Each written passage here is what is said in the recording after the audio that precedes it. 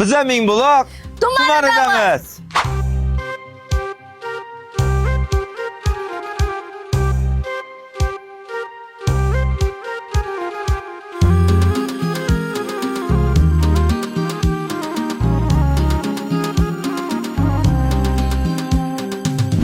Mana Shukurjon, bu yer Jamashuy. Nima uchun Jamashuy?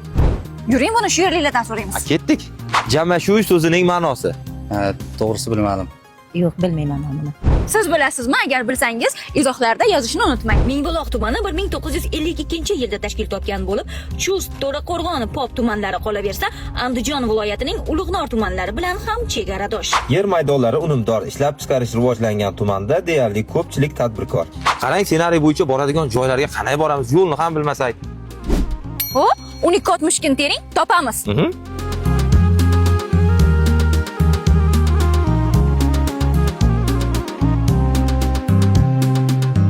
Dilfuzi kemada suzmoqchimidingiz?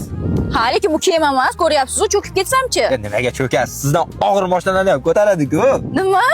Uni nomi parom deb atalib, Pop, Chust tumanlariga o'tish uchun tashkil etilgan.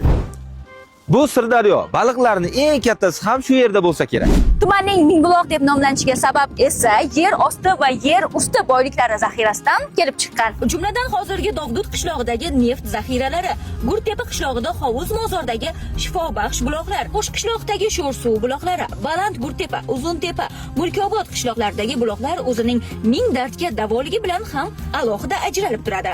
Yana qanday ma'lumotlar qoldi? Qolganini mingbuloqliklarning o'zlari izohda yozishadi. Videoni Mingbuloqlik tanishlaringizga yuborib qo'ying.